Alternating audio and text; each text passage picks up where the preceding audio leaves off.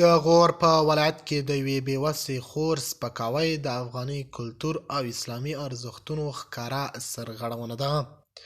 د باور ټي وي چینل درنو لیدونکو سلام، ستړي مشئ، وخت مو بخیر. په سر کې یادونه کوم که باور ټي وي چینل مو نوي سبسکرایب کړئ، په درنښت سره باور ټي وي چینل سبسکرایب کړئ.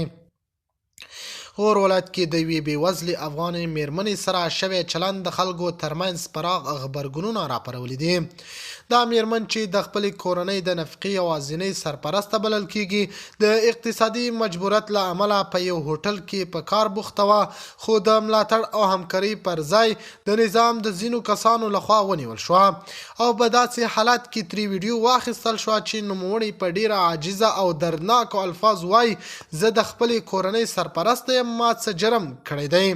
د یادې میرمنې ویډیو وروسته په ټولنیزو رسنیو په ځانګړي ډول په فیسبوک کې خپره شوه چې دا کار د خلکو لخوا د افغاني کلتور، انساني کرامت او اسلامي اصولو خلاف عمل بلل شوی دی. ډیری هیوادوال وایي چې د یوې بېوسې خور د مجبورۍ انځورول او عام کول نه یوازې غیر اخلاقي عمل دی، بلکې د هغې عزت او شخصیت ته جدي زیان رسولی دی.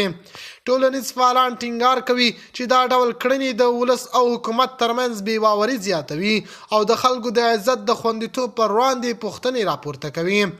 د دوی په وینا که یو څوک دا کار کولو له امله نیول کېږي، نو د هغې سپکاوی او عام کول هیڅ ډول شرعي او انساني توجیه نه لري.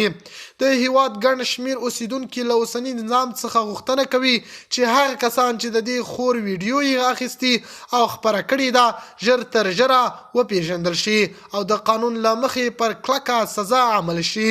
د خلکو په باور که د دې ډول پیښو مخه ونیول شي، نو دا به د ټولنې په اخلاقي جوړښت ناوړه اغېز ولري.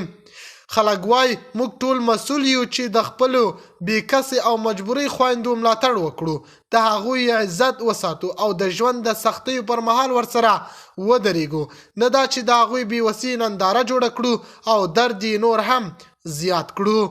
د باور ټي وي چینل درنو لیدونکو، دا و زموږ د دې مهال چمتو کړی خبر تربیه ښې چارې.